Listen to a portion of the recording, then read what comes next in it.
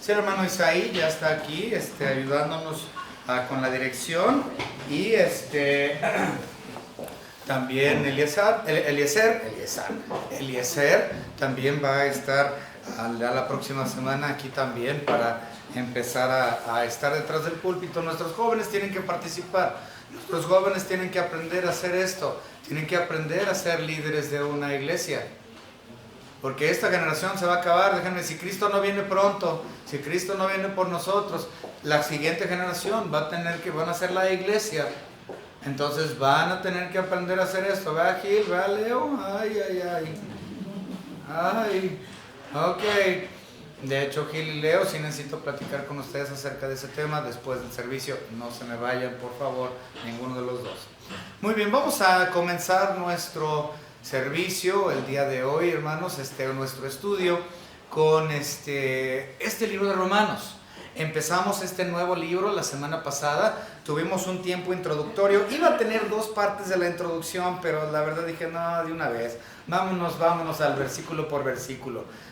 Ya tuvimos nuestra introducción la semana pasada, entonces así lo vamos a considerar y vamos a empezar con ya el estudio del libro como tal. Empezamos entonces en Romanos capítulo 1 y versículo 1 y únicamente vamos a ver la sección de la salutación. La salutación de Pablo es del versículo 1 al versículo 7 y es muy parecido a todos los otros saludos que él da. Sin embargo, este es el saludo más extenso de todos. Todos los otros salutaciones e introducciones que él hace dicen casi todos lo mismo, con la excepción de dos, ¿sí? Recuerden que la carta hay dos cosas que siempre distinguen a Pablo en todas sus salutaciones cuando inicia sus libros. Dos cosas que siempre los distinguen. Vamos a ver cuáles son. En primero, nosotros vemos en el versículo 1, Pablo, siervo de Jesucristo, llamado a ser apóstol. Este es uno. Eso es algo que siempre vemos en todas las salutaciones de Pablo. Cuando él empieza todos sus libros, empieza así: Pablo, llamado a ser apóstol, o algo similar. Entonces, eso es algo que siempre está en todas las epístolas de Pablo. Y la otra cosa es, la segunda cosa que distingue sus salutaciones, si ustedes se van al versículo 7, ustedes van a ver que dice: amados de Dios, llamados a ser santos, gracia y paz a vosotros. Ok, esa es la segunda cosa que distingue a Pablo en todas sus epístolas. Todas sus epístolas tienen eso: Pablo, apóstol, y luego dice gracia y paz. Todas sus epístolas, con excepción de dos. Las únicas dos donde Pablo no tiene una introducción que incluya esas dos cosas son el libro de Filemón y el libro de Filipenses.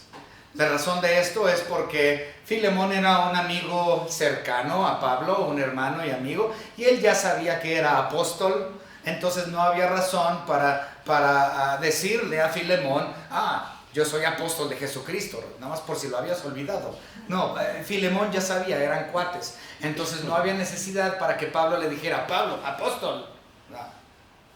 Y también a Filemón no le dijo charis shalom, es decir, gracia y paz. No se lo dijo. Y el otro es Filipenses. El libro de Filipenses, los Filipos, esa iglesia era una iglesia muy cercana a Pablo, también igual que Filemón, bien amigos, bien cuates, y todos ya sabían que era el apóstol. Entonces no había necesidad de que él defendiera su apostolado ante un grupo de personas que ya lo daban por hecho de que él como tal era un apóstol. Y nada más a ellos no les dice gracia y paz, a todos los demás sí. Entonces, normalmente, sin embargo, esas dos cosas, Pablo, llamado a ser apóstol, y charis shalom, o gracia y paz, normalmente vienen en los primeros dos versículos, pero esto tiene 7 versículos. Esta introducción o esta salutación a Romanos es la más larga de todos los que Pablo había hecho. Una razón por la cual muchos consideran que esta es la carta o la introducción más larga a uno de sus libros, consideran que es porque no lo conocían. Todas las otras iglesias, la de Corintios, la de Gálatas, la de Filipos, la de Éfeso, todos conocían a Pablo, menos la iglesia de Roma. Entonces la iglesia de Roma no conocía a Pablo. Pablo anhelaba llegar a ellos y poder conocerlos, como lo podemos ver en el versículo 10. 1:10 dice, rogando que de alguna manera tenga al fin, por la voluntad de Dios, un próspero viaje para ir a vosotros. Al fin, él nunca los había conocido, no los conocía. Entonces muchos consideran que esta es la razón por la cual él da una salutación tan extensa, 7 versículos de salutación, en comparación con los 2 o 3 versículos que usualmente da en todas las demás de sus epístolas. Entonces esto es algo único. ¿Ya oramos? No, ¿verdad? Perdón, hermanos, vamos a orar. Señor Padre, gracias le damos porque usted nos ha permitido estar juntos aprendiendo de este hermoso libro, el libro de Romanos. Gracias, Señor, porque su Espíritu Santo que mora en el corazón de cada creyente es nuestro Maestro, es quien nos instruye, es quien nos guía, quien nos ilumina. Le pedimos, Señor, que sea Él que nos ilumine de estas porciones de sus escrituras, Señor, tan tremendas y preciosas, que es este inicio del libro de Romanos. Toda su Biblia es hermosa, Señor, y le pedimos, Señor, que su Espíritu nos ayude a comprenderla en esta noche. En el nombre precioso de nuestro Señor y Salvador Jesucristo, nuestro Señor y Dios. Amén. Amén. Ahora sí. Ok.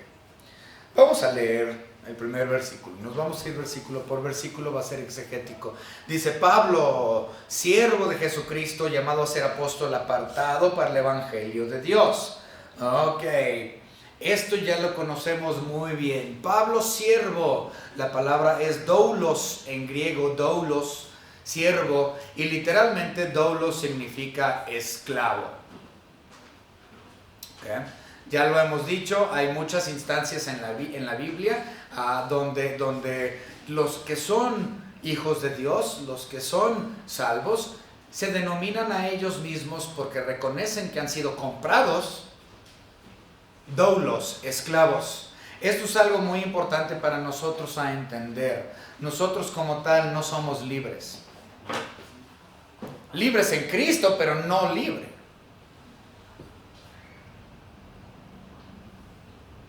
Porque soy esclavo a la fe en Cristo Jesús.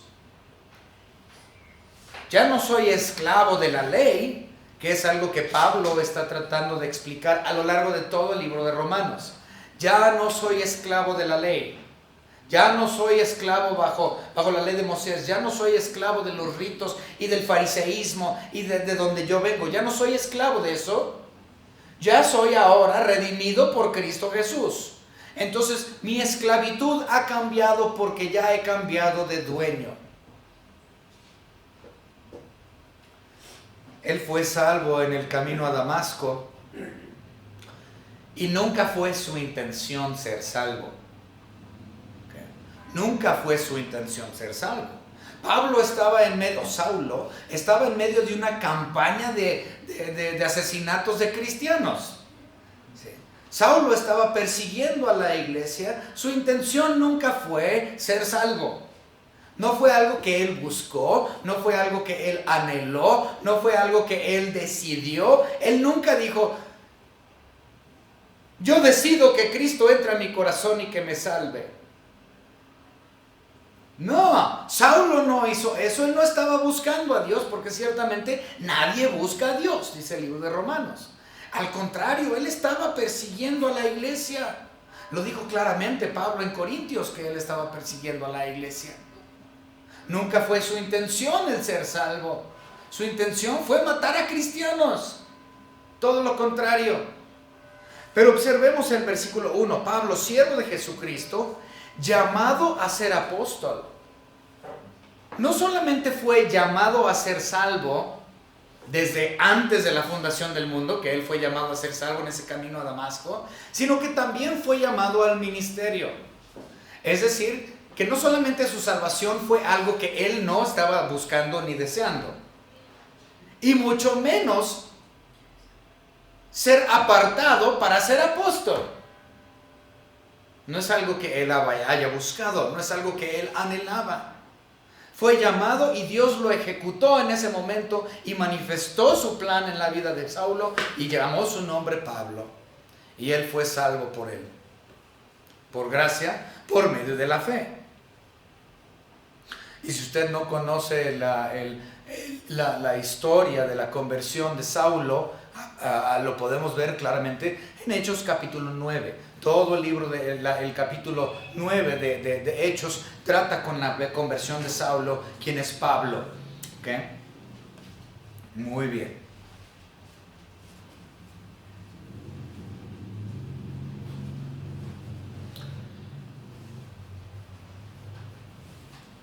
Vamos a ver rápidamente 1 Corintios, capítulo 7 y versículo 21, nada más para hablar del esclavo. 1 Corintios 7, 21 dice: ¿fuisteis llamados siendo esclavo?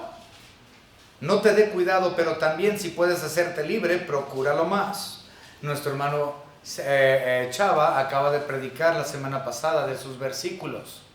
Y esto, el capítulo 7 como tal, está hablando de cuestiones maritales. Pero ciertamente, ahora que eres esclavo en Cristo, bueno, porque ellos eran esclavos físicamente.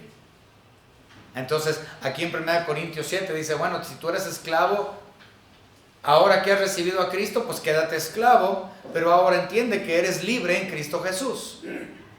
Sigues siendo esclavo físicamente, pero eres libre en Cristo Jesús. ¿Okay? Básicamente es lo que está hablando esa sección de 1 de Corintios. Pero ya habíamos mencionado Santiago, el medio hermano de Cristo Jesús. Él dijo que él era su esclavo de su hermano. Judas, el otro medio hermano de Cristo Jesús, él dijo que era esclavo de su hermano Jesucristo. Doulos, esclavo. Lamentablemente en nuestra traducción simplemente dice siervo, pero la connotación de la palabra esclavo es mucho más fuerte. Okay. Continuamos. Entonces dice que él había prometido antes. Okay. Entonces lo apartó para el evangelio, lo apartó Dios a Pablo para predicar el evangelio de nuestro Señor Jesucristo. Okay. Entonces lo santificó y luego lo santificó. En otras palabras, recuerden, la palabra santo significa apartado para Dios. Entonces, él primeramente fue hecho hijo de Dios, fue hecho santo, fue llamado a ser hijo de Dios. Y posteriormente, en ese momento, fue llamado a ser apóstol. Entonces lo apartó doblemente, lo apartó para ser salvo y lo apartó para su servicio de tiempo completo, básicamente.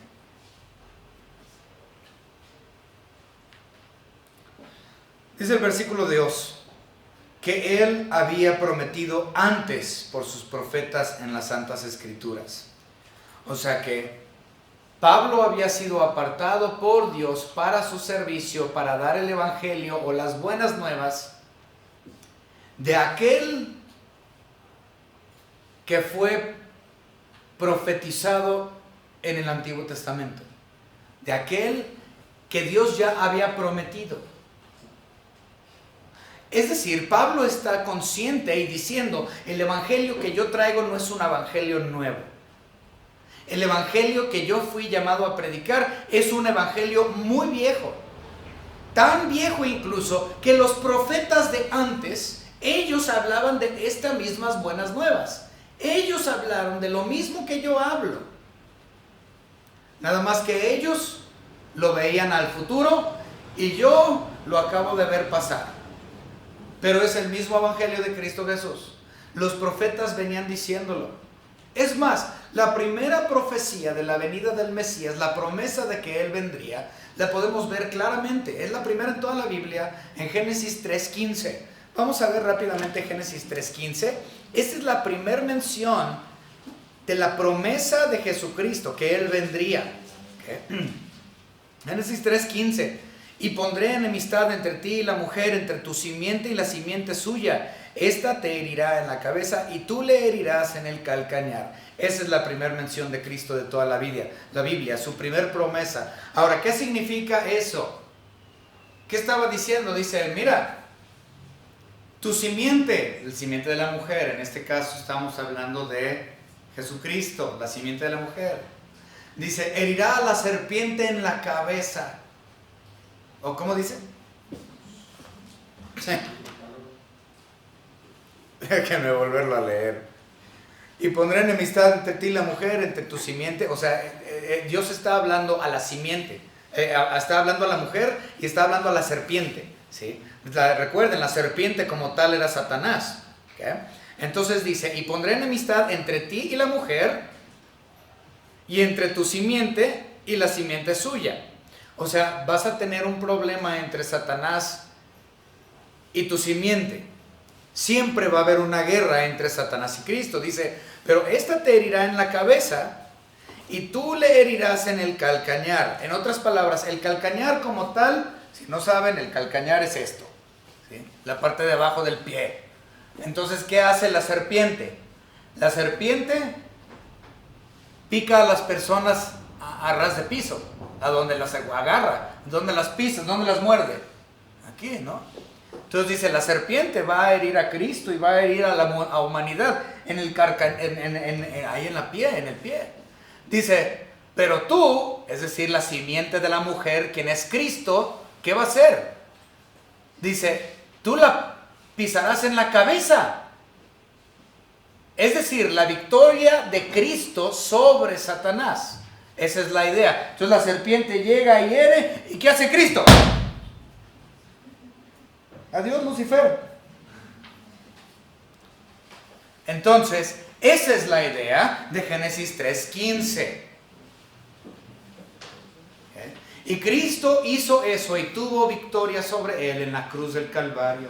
Y tendrá su eminente y triunfal y completo pisada de cabeza de la serpiente cuando éste sea enviado al lago de fuego, de acuerdo a Apocalipsis capítulo 20.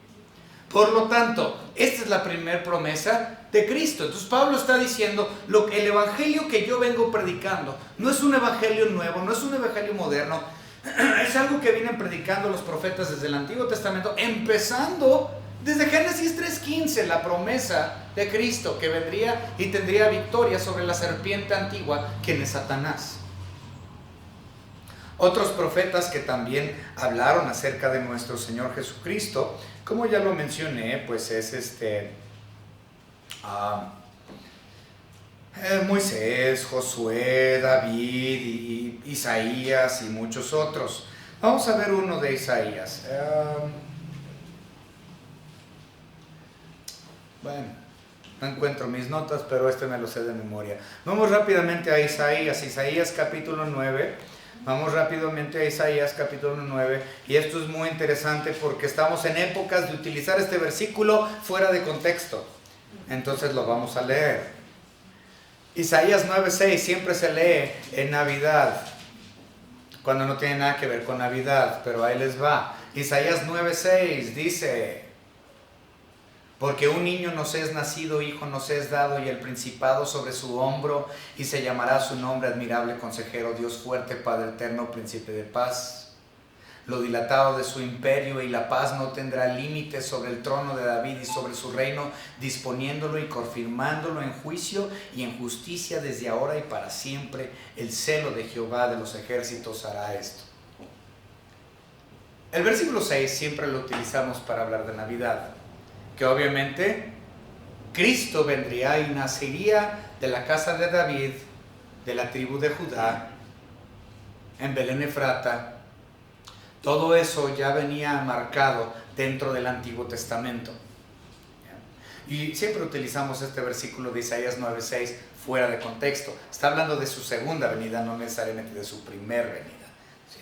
Porque la potestad no ha sido puesta sobre su hombro todavía y no ha traído juicio todavía, ¿sí? Entonces les gusta aislar el versículo 6, pero no tienen el versículo 7 en su contexto. Entonces, como tal, 9, 6 y 7 no está hablando necesariamente de la primera venida de Cristo, sino de la segunda venida de Cristo, cuando Él venga y reine para siempre, cuando Él venga y juzgue perfectamente, ¿sí?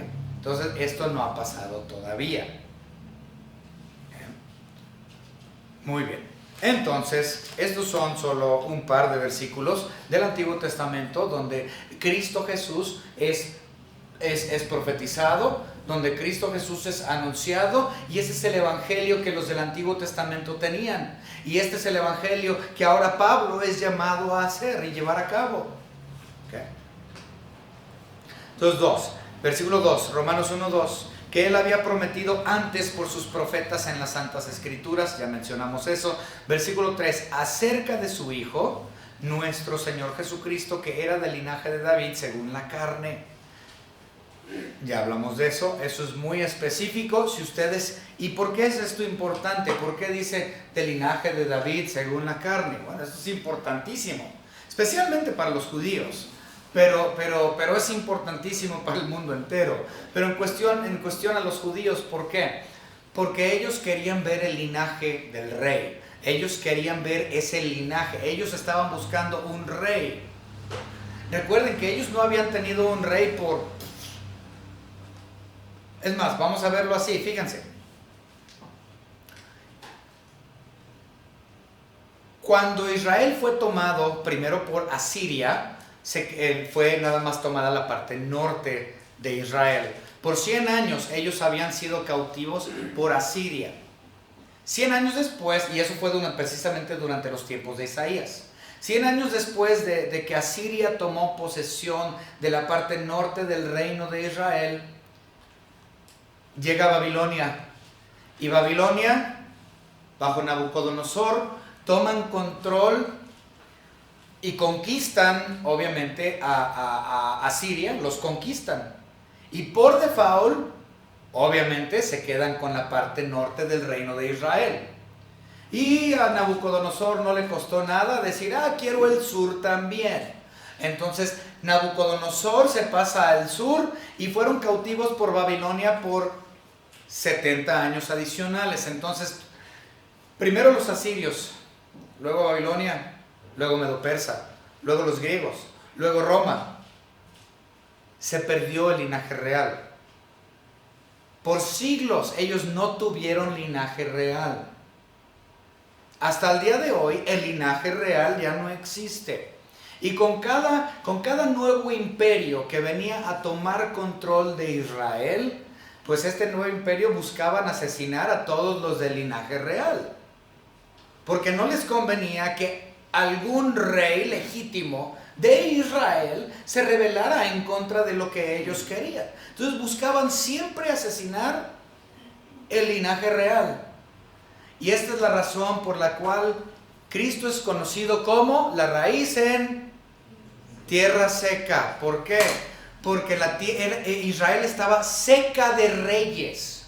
No tenían reyes. Se acabó con Asiria.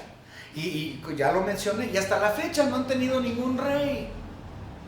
Se perdió totalmente con las conquistas de los imperios que tuvieron. Se perdió el linaje real.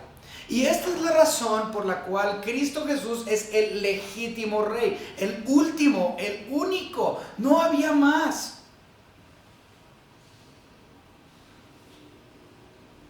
Esto lo sabemos claramente por Mateo capítulo 1, la genealogía de nuestro Señor Jesucristo, y Lucas capítulo 3. Ahora, si ustedes recuerdan, Mateo capítulo 1, vemos la genealogía de nuestro Señor Jesucristo, que es el linaje real. ¿Okay? Ahora, Mateo lo ve desde el punto de vista genealógico de José, el padre adoptivo de nuestro Señor Jesucristo. ¿Okay? Lucas capítulo 3, vemos la genealogía de nuestro Señor Jesucristo desde el punto de vista de María. Entonces en Mateo tenemos la genealogía de Jesús por parte de José, y vemos que José es del linaje real. Y luego nos pasamos a Lucas, y en Lucas capítulo 3 vemos la genealogía por parte de María, y vemos que María también es del linaje real. Entonces nuestro Señor Jesucristo, tanto por parte de madre como también por parte de padre, era el legítimo rey.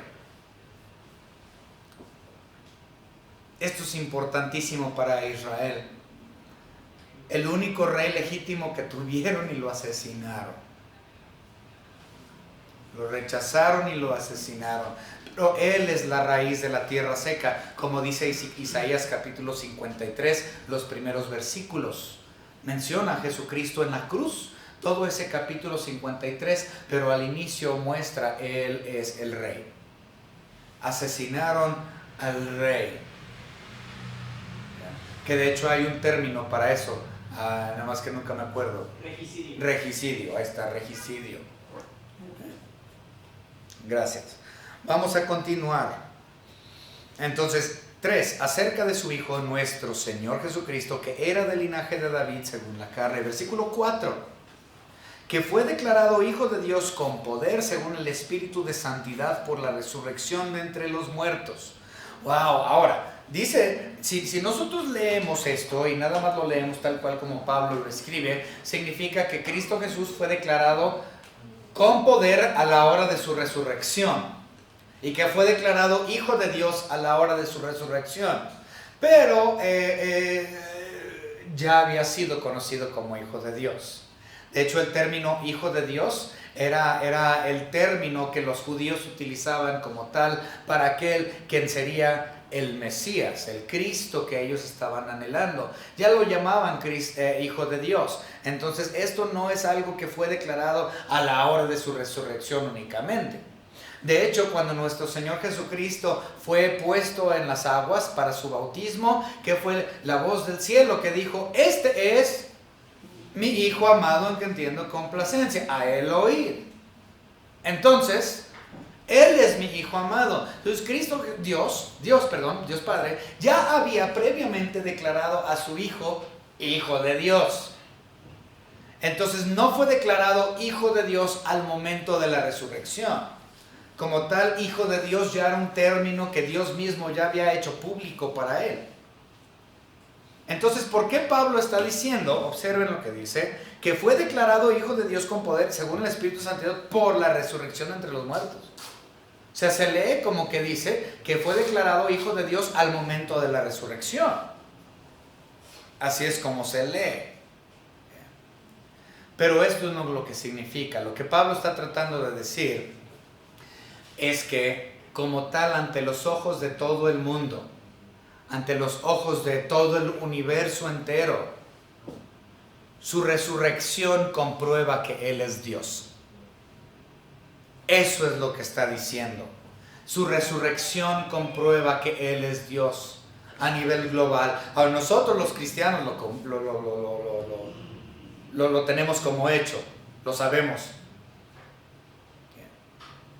Pero esto es algo que debe de ser o ha sido declarado al mundo por medio de la acción de su resurrección.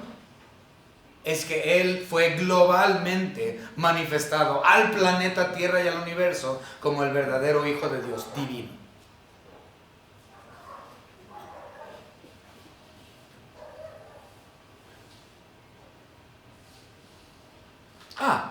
Y nada más algo interesante. Para las personas que son, creo que aquí en la iglesia no tenemos a nadie así, gloria a Dios, pero hay muchas personas en las iglesias, en las diferentes congregaciones, denominaciones, y no las llamo iglesias porque son sectas como tal, que son unitaristas, no consideran que Jesús es Dios, no consideran la Trinidad. Bueno, si nosotros observamos los primeros 4 versículos de Romanos, podemos observar claramente, podemos ver la Trinidad ahí. Se encuentra Dios Padre, se encuentra Dios Hijo y se encuentra Dios Espíritu Santo, mencionado en estos primeros 4 versículos, y son uno mismo.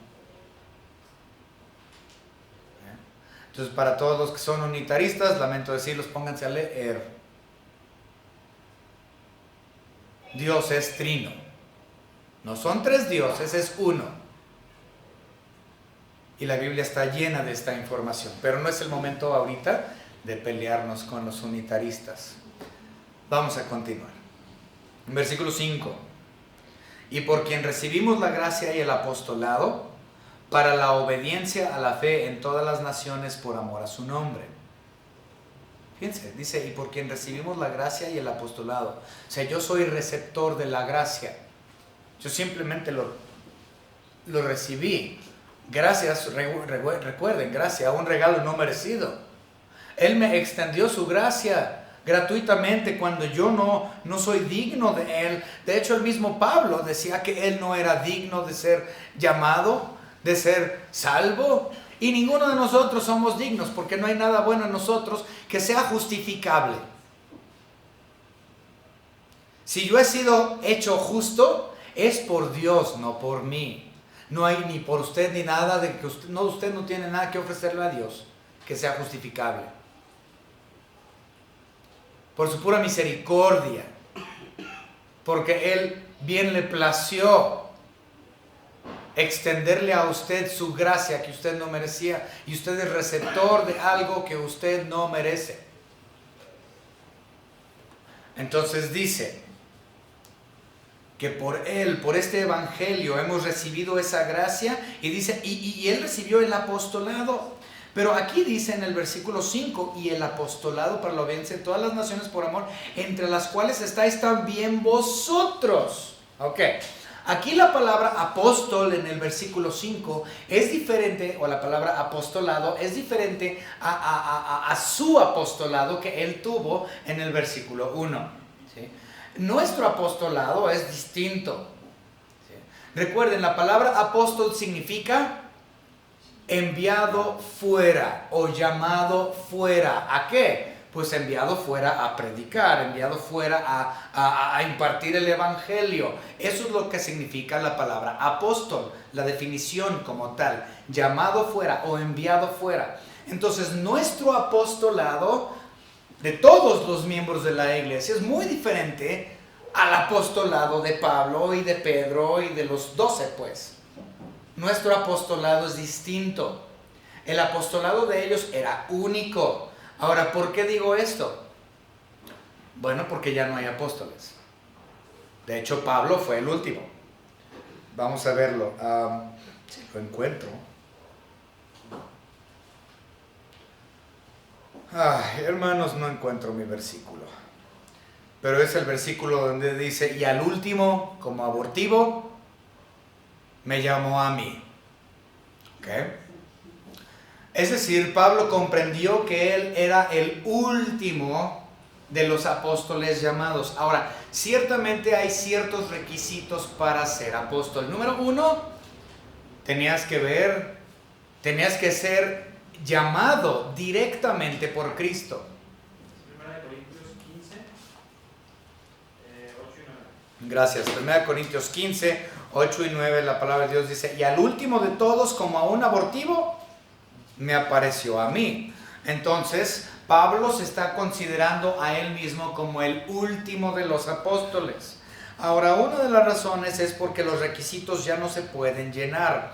Nosotros sabemos que hay muchas personas que creen que son apóstoles. Aquí mismo en Guadalajara tenemos uno bien famoso. Sí, el de la hermosa provincia, el que está en la cárcel ahorita en Estados Unidos, Nazón, Joaquín, y su padre y su abuelo de él, que se consideran apóstoles. Pablo fue el último. Había ciertos requisitos para poder ser apóstol. Número 1, Dios te tenía, Cristo Jesús, Dios Cristo, te tenía que haber escogido directamente a ti. O sea, Él en su persona tuvo que haberte escogido. Si Cristo Jesús no vino y se te apareció y te dijo, tú vas a ser mi apóstol, entonces, quedas eliminado de poder ser apóstol. El segundo requisito de poder ser apóstol era no solamente que Dios fuera, que Cristo fuera quien te haya escogido para hacerlo, sino que el segundo requisito era que tú tuviste que haber sido testigo de Cristo resucitado. Si tú no viste físicamente a Cristo resucitado, entonces tú no tienes oportunidad de ser apóstol. Y Pablo ciertamente fue escogido directamente por Cristo en el camino a Damasco, y en ese mismo instante también vio y experimentó a primera mano al Cristo resucitado.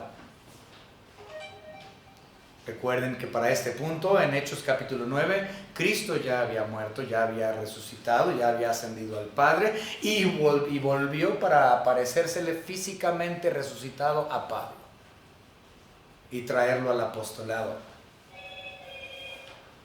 Okay.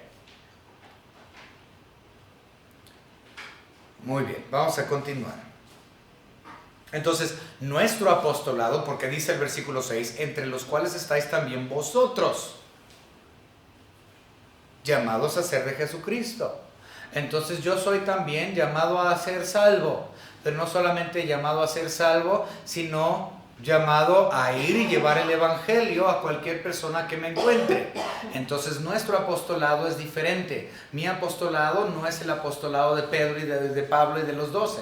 Mi apostolado simplemente es de ir y evangelizar a todo aquel que me encuentre, así de fácil. Y salgo fuera de mi iglesia local y toco puertas y hablo con el vecino y hablo con mis colegas.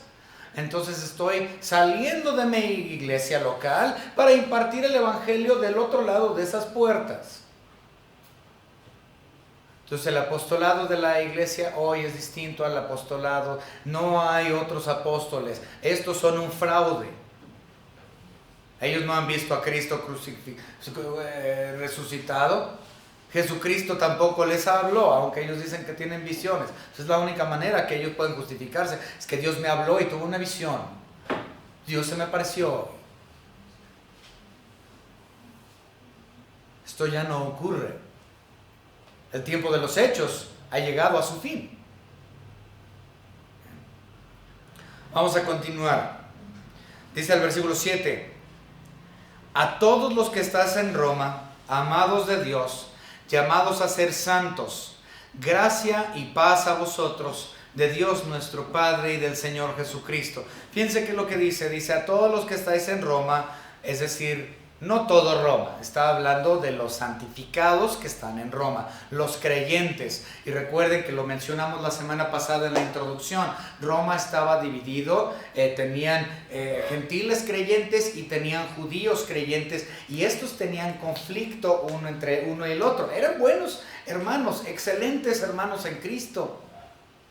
De hecho, en los siguientes versículos, es más, nos vamos a adelantar. Dice el versículo 8, 9 y 10, dice: primeramente doy gracias a mi Dios mediante Jesucristo con respecto a todos vosotros, de que vuestra fe se divulga por todo el mundo, porque testigo me es Dios a quien sirvo. Entonces, los romanos eran tremendos, esta iglesia eran buenísimos. Era una iglesia que predicaban y que su fama de ser fieles al Señor Jesucristo se estaba divulgando por todo el mundo, y Pablo había escuchado de la fe de esta iglesia en Roma. Era una iglesia buena, pero internamente tenían choques entre los que eran judíos y los que eran gentiles. Tenían ellos ese problema, pero como tal, como testimonio, los creyentes de Roma eran excelentes en la impartición del evangelio.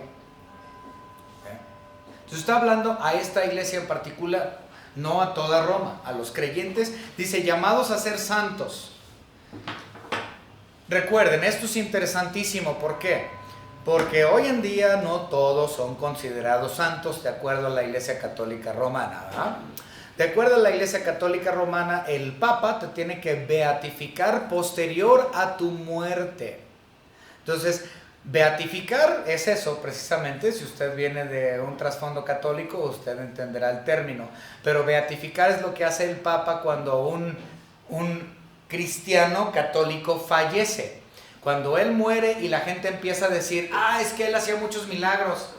Él era buenísimo con los niños huerfanitos. Él era muy bueno con las viudas. Él le ayudaba en lo social y le daba agua al pobre, le daba alimento, le daba abrigo. Él era un santo y hacía milagros.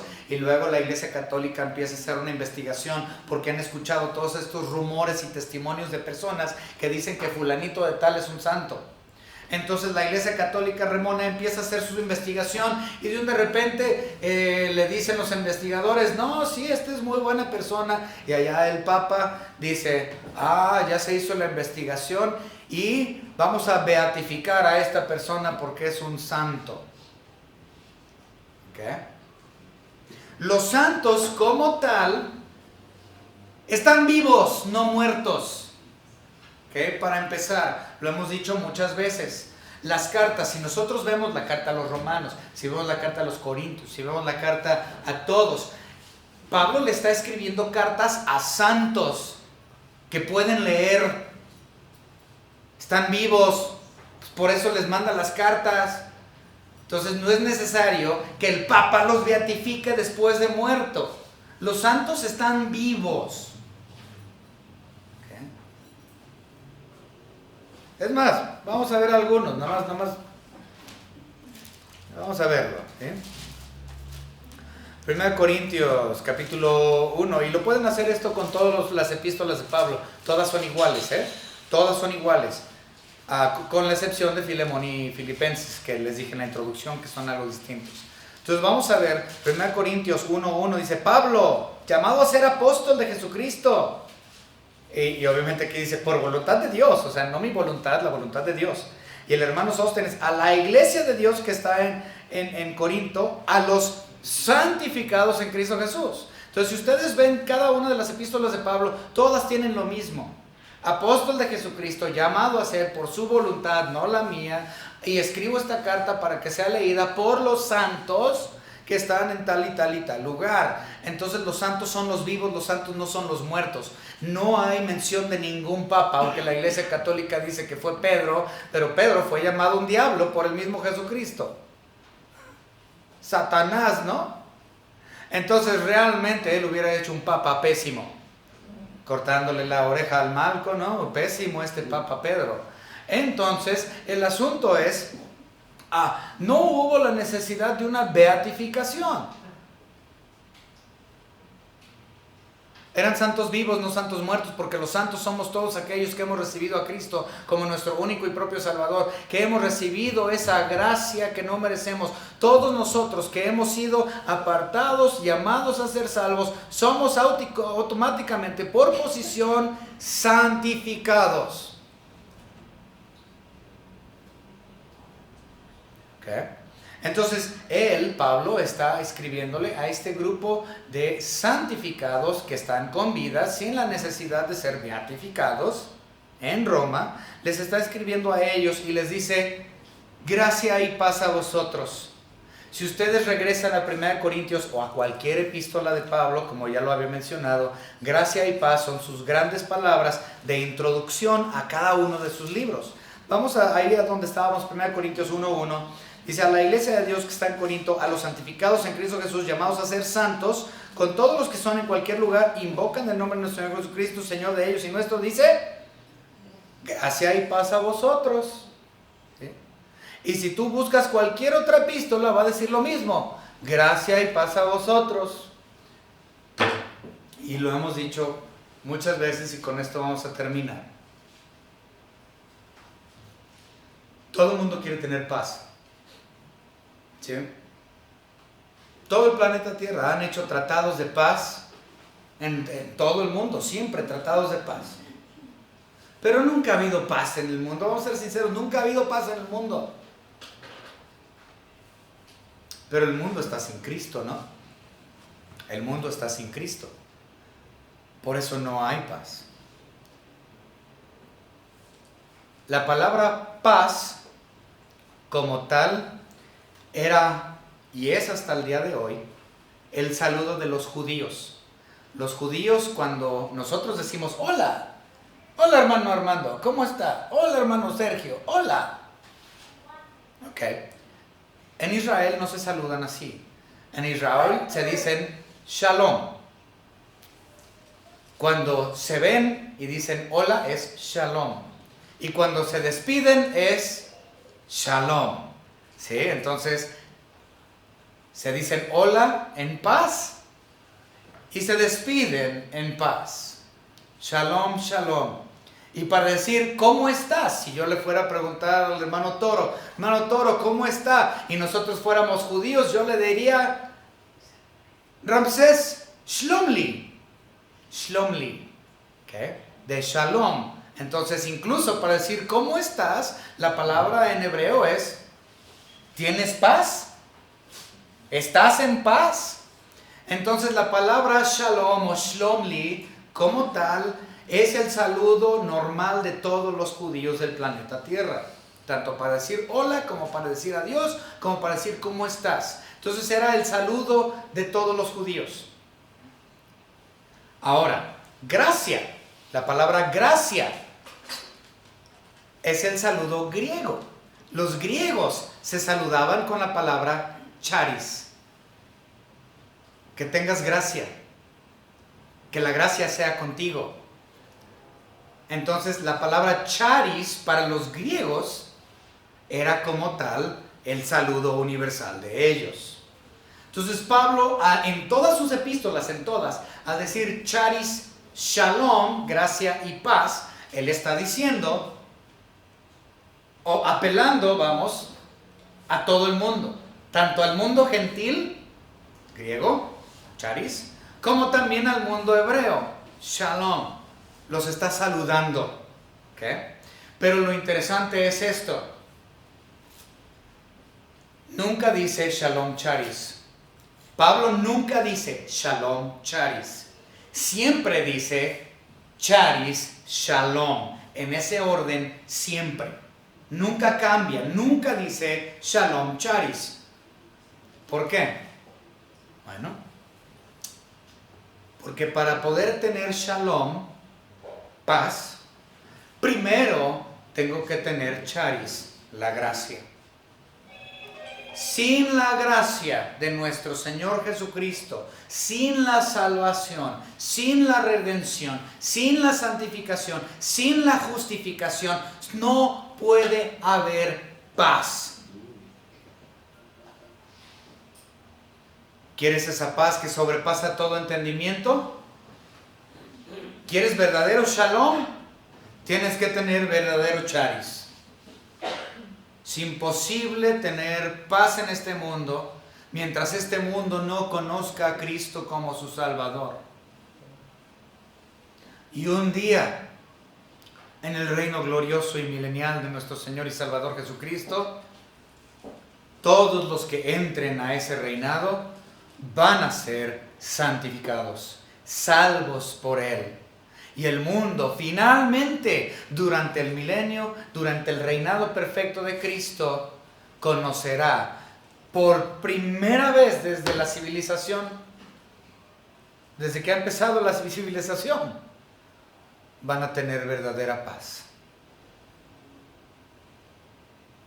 Ahora, ¿eso significa que yo como cristiano, si soy salvo, tengo paz completamente en todo el tiempo y en todo momento con todos? No. Pero yo tengo paz para con Dios. No tengo posiblemente paz con mis colegas. Posiblemente no tenga paz con mis colaboradores y mis trabajadores. Posiblemente no tenga paz por los impuestos del gobierno y por el dinero que tengo que gastar. Posiblemente no tenga paz en ese aspecto, pero debería de, porque yo sé que Él suple todas mis necesidades conforme a sus riquezas en gloria en Cristo Jesús. Y aparte también debo de tener paz, entendiendo que cuando yo muera sé a dónde voy a ir. Entonces hay paz que sobrepasa todo entendimiento y la única forma de adquirirlo es por medio de la gracia. Charis, shalom.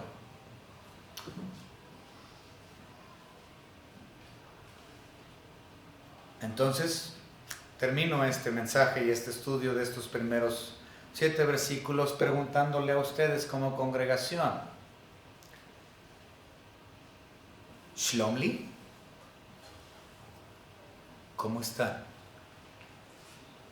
¿Están en paz? ¿Verdaderamente tienen paz para con Dios? Shlomli. Si usted no tiene paz para con Dios,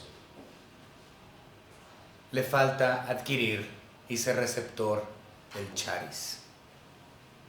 Si usted no conoce a Cristo como su único y propio Salvador y usted está aquí en esta noche, no sabe dónde va a pasar la eternidad, con la Biblia le podamos enseñar qué es la gracia de nuestro Señor Jesucristo para que usted adquiera por medio de Él dicha paz. Vamos a orar. Señor Padre, gracias le damos por todo lo que nos ha dado, por su salvación preciosa, la cual es únicamente mediante su Hijo Jesucristo. Gracias, Señor, por esa paz. Gracias, Señor, porque nosotros que hemos recibido esa gracia entendemos, Señor, que usted es Dios, que su Hijo Jesucristo es Dios, que su Espíritu es Dios y son uno en uno mismo. Gracias, Señor, por cada uno de sus atributos y por quién es usted, Señor. Le pedimos, Señor, que nosotros en esta noche podamos regresar a nuestras casas entendiendo plenamente acerca de la paz de su Hijo Jesucristo y de estos asuntos que hemos estudiado ciertamente de hermosos primeros 7 capítulos de la salutación de Pablo. En el nombre de nuestro Señor y Salvador Jesucristo, nuestro Señor y Dios y Salvador. Amén.